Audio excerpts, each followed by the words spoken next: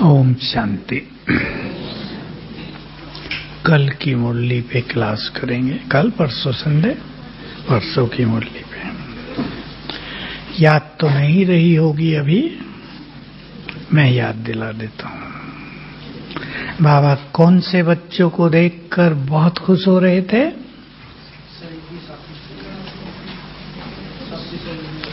दिल तख्त नशीन, साथी सहयोगी।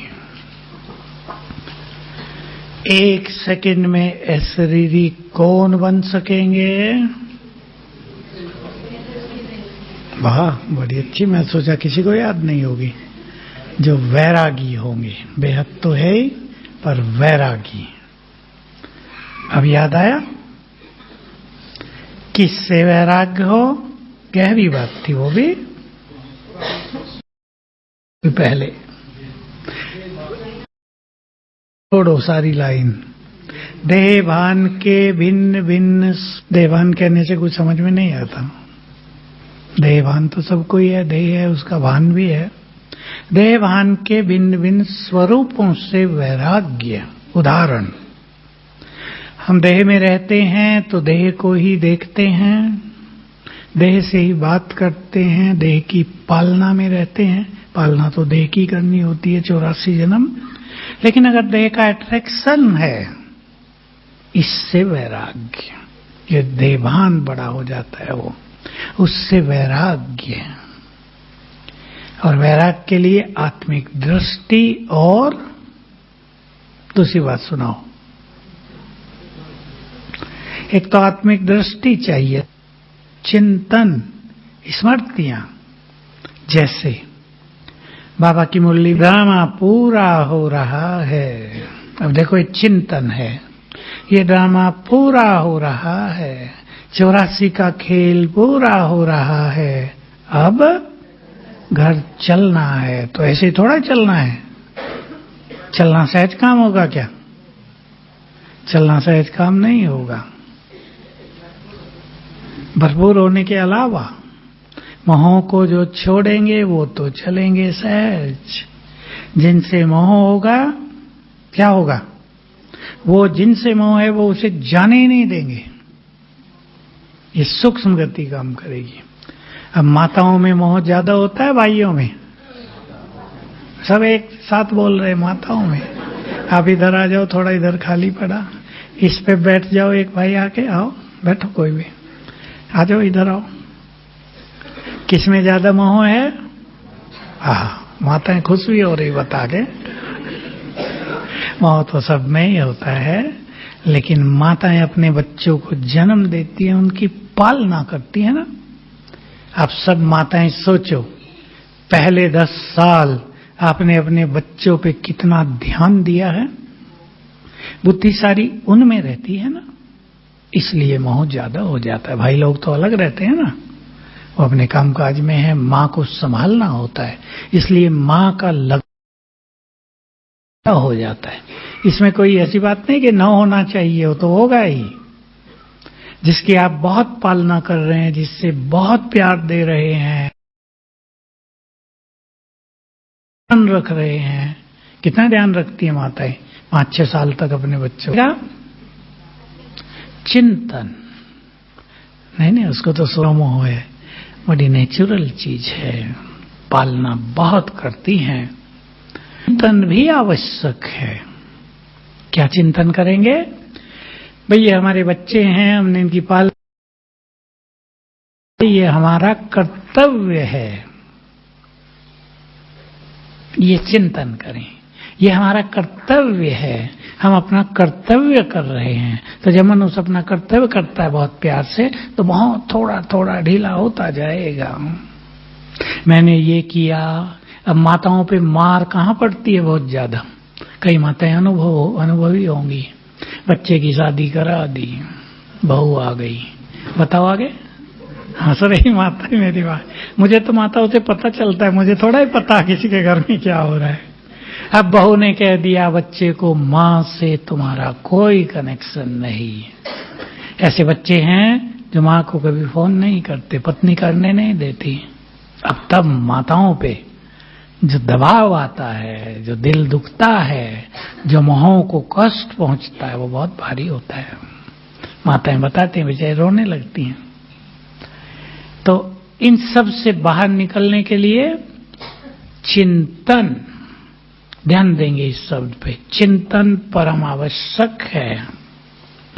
देवान के भिन्न भिन्न स्वरूप, देवान से ही सारे विकार पैदा होते हैं, अभिमान आता है, मोह की बात नहीं, मान की इच्छा होती है, बड़े छोटे का भान रहता है।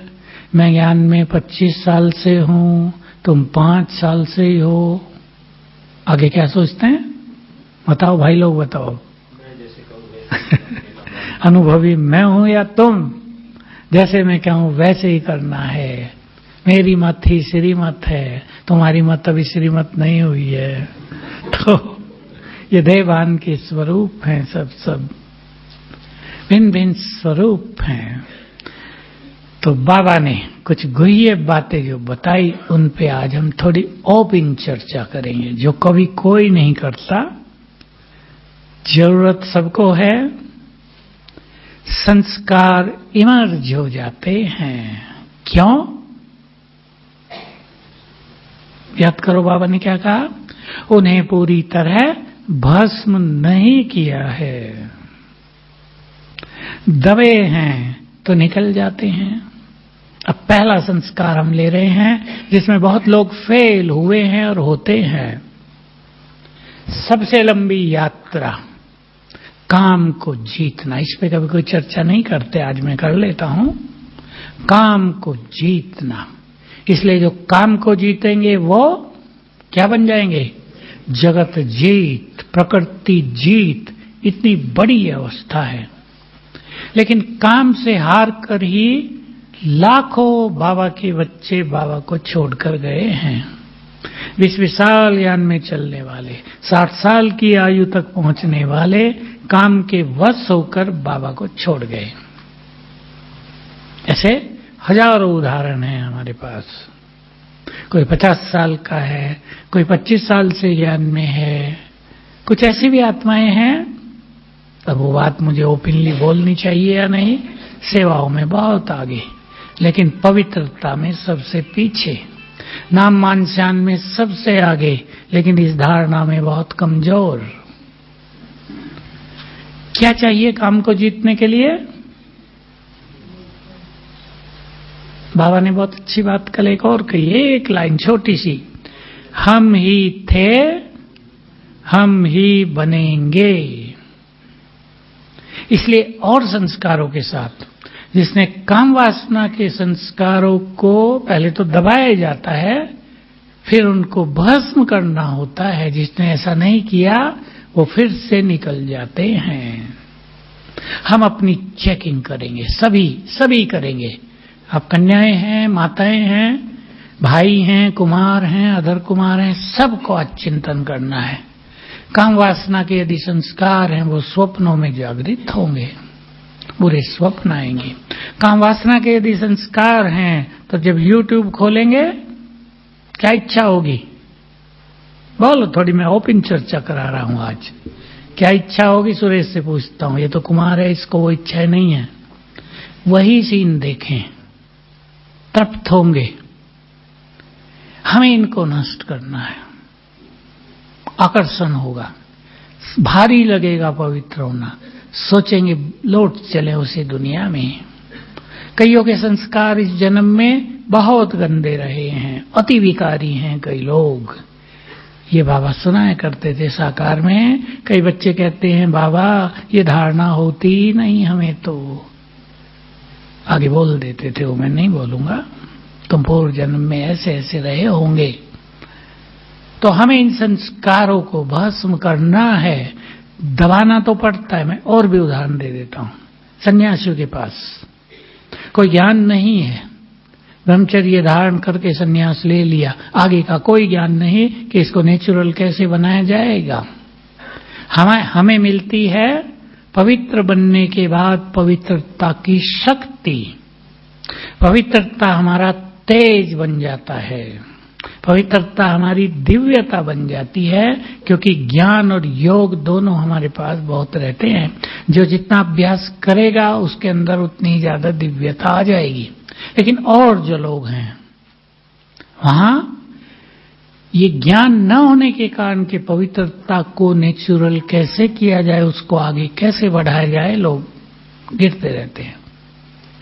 आप सब सुनते होंगे, या अभी बहुतों को क्या पता, विदेशों में बहुत सारी चर्चें होती है ना उनकी, जैसे हमारे यहाँ मंदिर, उनकी चर्च वो होटलों में बदल गई है।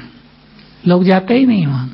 जैसे यहाँ मंदिरों में पुजारी होते हैं, वहां प्रीस्ट होते हैं, उनके लिए ब्रह्मचर्य पालन आवश्यक होता है, कोई मिलता ही नहीं उन्हें। भारत से ले जाते हैं, भारत में जो क्रिश्चियन होते हैं ना, उनके लिए इजी होता है, उनको जाके वहां फादर बनाते हैं।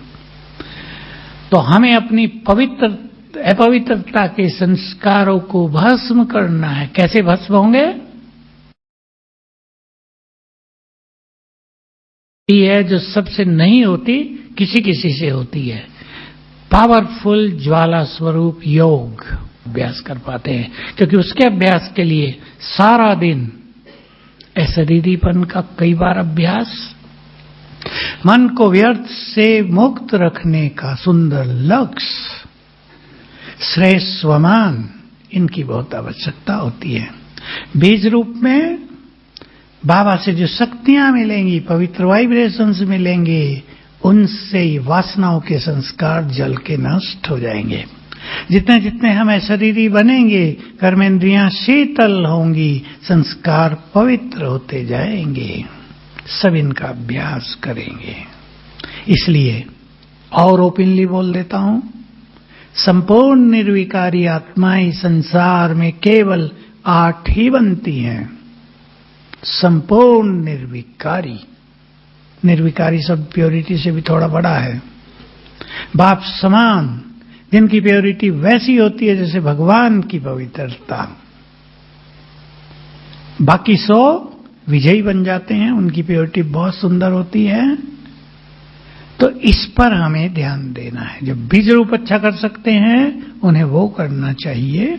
इसके लिए रोज 2 बार, कम से कम 2 बार परम धाम में जाकर बैठ जाएं आत्मा बनकर। मैं आत्मा चमकती ज्योति और परम धाम में हूं। वहां मेरी लाइट, मेरा तेज और आत्माओं से ज्यादा है। ये संकल्प करके बैठे, अपने को वहां देखें, किरणें फैल रही हैं, ऊपर बाबा है, नीचे मैं हूं, वो ज्ञान सूर्य, मैं मास्टर ज्ञान सूर्य। थोड़ी थोड़ी देर बाद भी आधे मिनट से शुरू करेंगे, फिर 1 मिनट, फिर 3 मिनट। 1 मिनट आप वहां स्थिर होने लगे तो बहुत बड़ी सफलता हो जाएगी।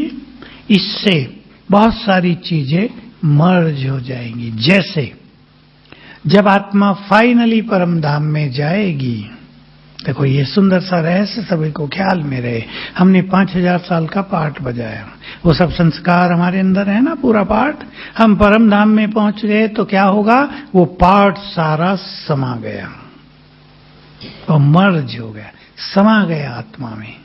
सब संस्कार, सब कुछ समा गए। आत्मा बिल्कुल शुद्ध, निसंकल्प, निर्विकार, निराकार स्थिति में आ गई। ऐसे ही जब हम परम धाम में जाकर बैठेंगे 1 मिनट, तो यही काम शुरू हो जाएगा। सारा पाठ समाने लगेगा, पास्ट भूलने लगेगा, संस्कार मर्ज होने लगेंगे। इसलिए बहुत सुंदर सा अभ्यास के लिए हमें ध्यान देना ही पड़ेगा चाहिए रोज। ये कहने से काम नहीं चलेगा, हम तो बहुत बिजी, प्रोग्राम भूल गया था, लेकिन मुझे आना था, मैंने कह दिया था, तो मैं सब काम छोड़ छाड़ के आ गया। कुछ छोड़ के ही कुछ मिलेगा ना। एक काम छोड़ेंगे तो दूसरा होगा ना। सारे काम आज ही कर लें पूरे साल के, चलेगा? कल भी तो है ना। कुछ छोड़ें तो कुछ करें। इसलिए सभी अपना एक सुंदर प्लान बनाएं। और जिसको बहुत अच्छी योग की स्थिति बनानी है, मैं बहुत बार ये बात क्लास में कहता हूं, और मुझे भाई और बहनें दोनों अनुभव सुनाते हैं। थोड़े लोग कर पाते हैं, 4 बार 10-10 मिनट योग में बैठो। टाइमिंग अपने खुद बनाओ। जो बैठते हैं 5-7 दिन के बाद अच्छा होने लगता है, और बैठते बैठते बहुत सुंदर स्थिति, बहुत सुंदर अनुभूतियां प्रारंभ हो जाती हैं। इसलिए जीवन के कोई डिसिप्लिन्स बनाने ही चाहिए। बनाने चाहिए या नहीं? बच्चे पढ़ते हैं, आप लोग पढ़ने वाले बैठे हैं यहाँ कोई? आप पढ़ती हो? कुछ करना पड़ता है या नहीं? खाना भी छोड़े रखते हैं, पढ़ रहे हैं, मम्मी बार बार बुला रही, खाना खा लो ठंडा हो रहा, आती हो? करते हैं या नहीं? कुछ करना है तो कुछ छोड़ना पड़ता है। लगन की बात है, जहां लगन लग जाए वहां न समय की कमी, न कोई विघ्न, न परिस्थितियां, करना है। और सबको ये अनुभव होता होगा और हो जाएगा। योग अच्छा तो स्थिति अच्छी, कम समय में ज्यादा काम। मैं तो जब किचन में था मैं बहुत प्रयोग किए। फर्स्ट क्लास योग युक्त होके भोजन बना रहे हैं, 1.5 घंटे में जो सब्जी पकती थी वो 1 घंटे में तैयार। ये पहले पहले प्रयोग थे कि हमारी योग की शक्ति कैसे कार्यों को सरल करती है, कम समय में पूर्ण करती है।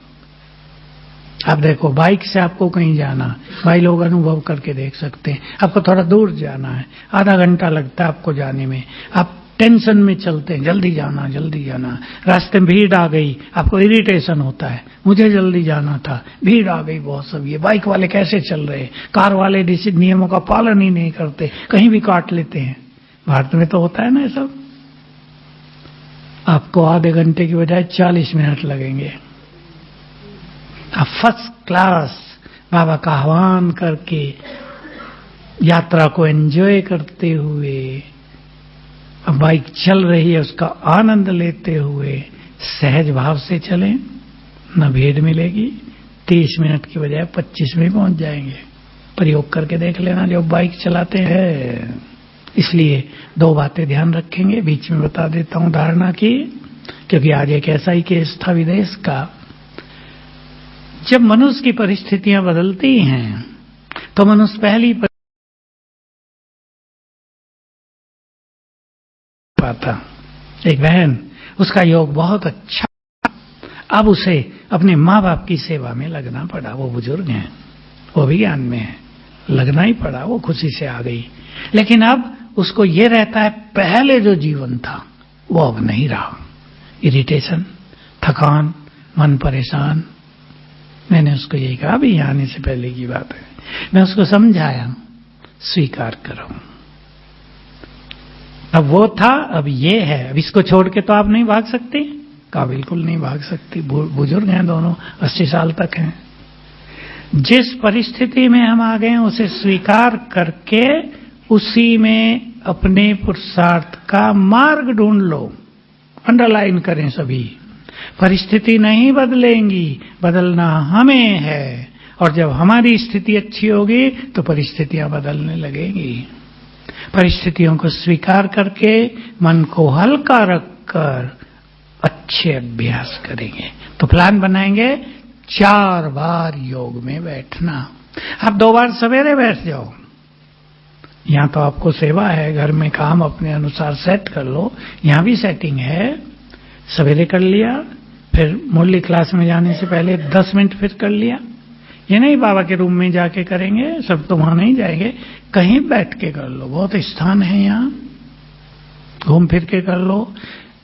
एकाग्रता बनती जाएगी, संस्कार भस्म होते जाएंगे, जिससे बीज रूप स्थिति का अभ्यास नहीं होता। ये बीज रूप है, ज्वाला स्वरूप, बीज रूप, ज्वालामुखी, पावरफुल योग, बिंदु रूप, ये सब एक ही योग के नाम है। इसका अर्थ है जब मन एक संकल्प में कुछ समय स्थित हो जाए। ध्यान से सुन ले परिभाषा बाबा की दी हुई। मन एक ही संकल्प में कुछ समय स्थित हो जाए, वो है बीज रूप, बिंदु रूप, ज्वाला स्वरूप, पावरफुल योग। जितने मन में कम संकल्प होंगे उतना ही योग पावरफुल, जितने ज्यादा संकल्प उतना ही योग हल्का। वो भी योग है, उससे फायदा होगा लेकिन हल्का। तो एक करेंगे सभी, पावरफुल योग से अपने संस्कारों को भस्म, बीज को भस्म। इसलिए बाबा के बहुत सुंदर शब्द थे, बीज रूप स्थिति से ही संस्कारों के बीज को भस्म किया जा सकता है। जिनसे ये नहीं होता, अभी करना है ये, पर मान लो अभी नहीं हो रहा है।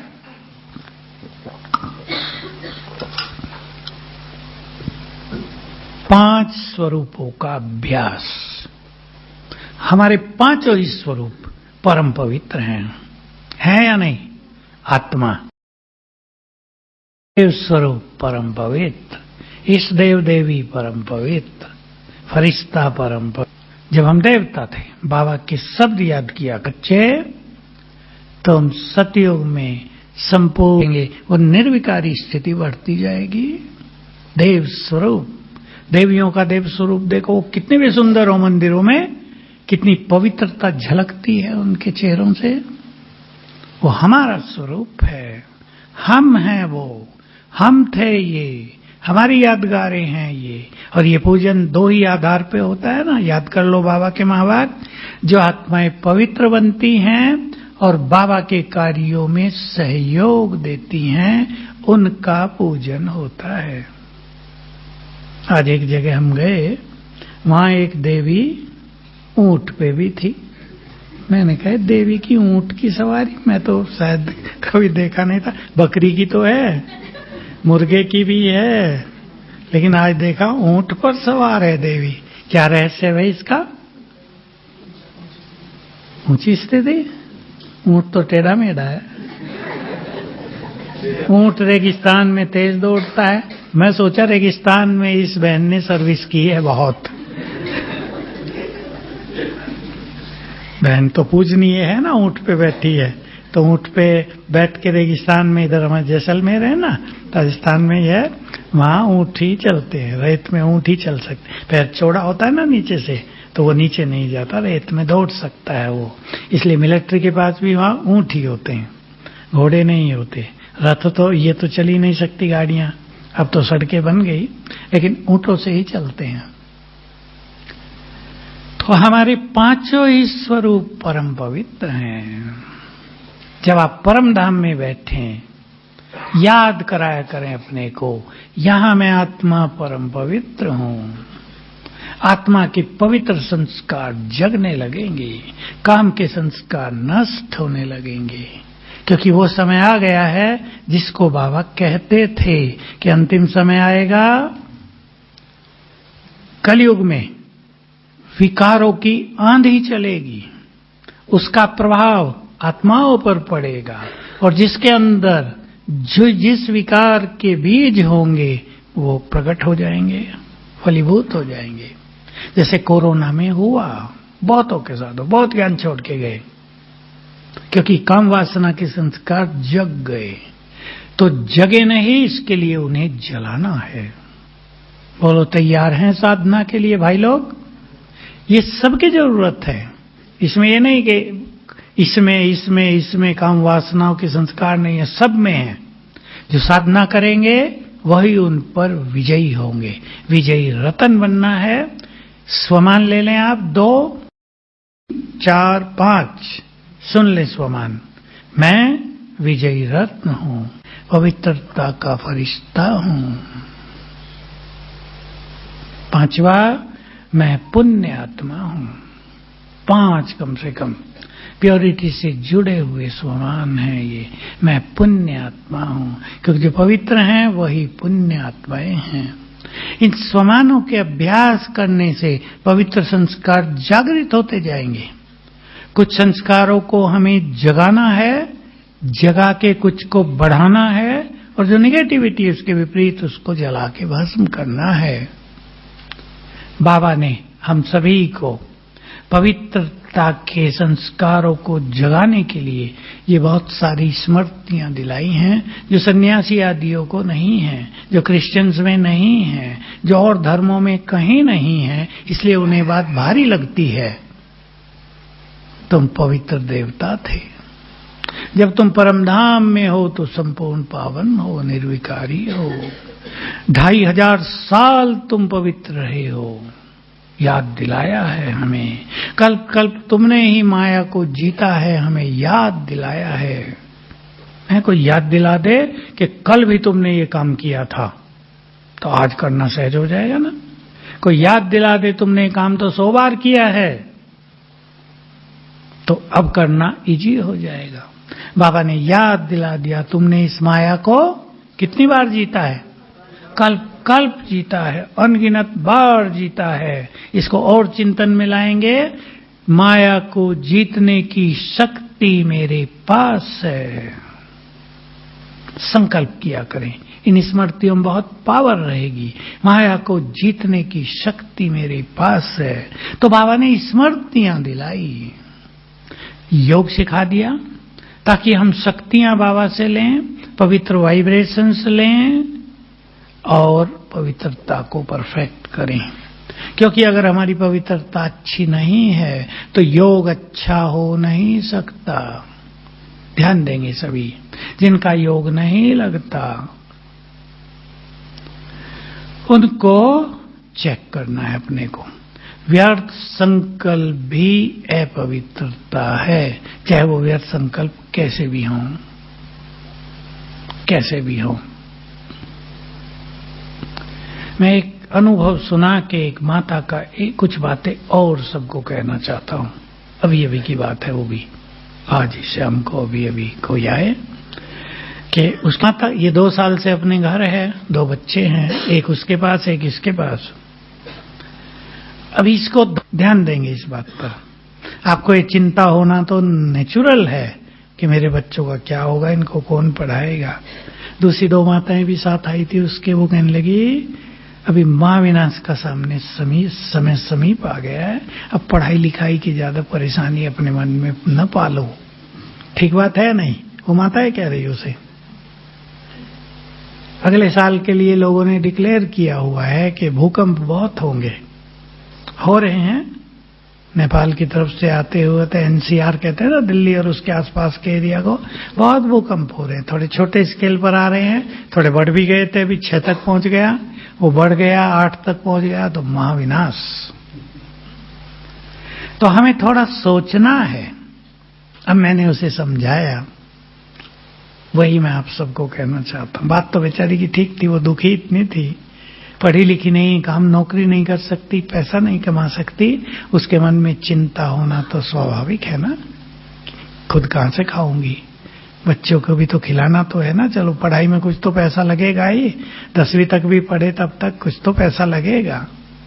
मैंने कहा तुमको नशा है कि बाबा मेरे साथ है? क्या उत्तर होगा उसका? ये जो परिस्थितियां हैं ये इस नशे को ढीला कर देती, हम जानते हैं। अगर वो सोचे भी बाबा मेरे साथ है तो भी नशा नहीं चढ़ेगा, केवल संकल्प होगा। मैंने उसको थोड़ा सा कन्विंस किया, अपनी और अपने बच्चों की जिम्मेदारी बाबा को दो। सर्वशक्तिवान सारे संसार को पालने वाला तुम्हारा है। अब वो क्या है, ये होता है जब मनुष्य बहुत निगेटिव में, दुविधाओं में, परेशानियों में जीता है। 2 साल से जी रही है वह, तो ये सब चीजें खत्म हो जाती हैं। मैं उसको जगाया, सबको पालना करने वाला, सबके बोझ हरने वाला तुम्हारा पिता है, परम पिता है। दे दो उसको अपने बोझ आज ही। भोग लगाओ बाबा को। पूछा भाभी साथ बनाती है, कैसे लगाऊं? मैं कहा सवेरे 4 बजे लगाना, आपको बर्तन धो के लगाओ भोग। कहा परिवार वाले सब कहते हैं मैं योग करती हूँ, क्या करने लगी तुम? कहो ना मैं भक्ति कर रही हूँ भगवान की। अब बेचारी उसे ये भी नहीं आता था। तो एक दूसरे को जगाएंगे। हमें कौन साथ दे रहा है? बोलो माताएं, बोलो। स्वयं भगवान, जिसका साथ मिलने के बाद सब कुछ सहज हो जाता है। ये विश्वास, ये मेरे घर में आ गई, हिस्सा मांगेगी। कोई किसी को हिस्सा नहीं, अब ये हिस्सा मांगेगी। हमारे बच्चों का क्या होगा? दूर दूर की सोचते हैं, ऊपर की सोचो जरा। तो कौन मुझे साथ दे रहा है? तो सभी बहुत अच्छा योग करेंगे, 5 स्वरूपों का अभ्यास, न काम के संस्कार जगे, न क्रोध के, न लोभ के, न मोह के, और सबसे बड़ी चीज है अभिमान, मैंपन, जो संस्कार जगते रहते हैं, जो बहुत सूक्ष्म है। बाबा ने कहा सत्कार बहुत मिलेगा, स्वमान मिलेगा, मान सम्मान मिलेगा, धन संपदा मिलेगी, वो तो तुम्हारे श्रेष्ठ कर्मों का परिणाम है, लेकिन क्या न करना, उसे स्वीकार न करना। सेवाओं के लिए है सब कुछ।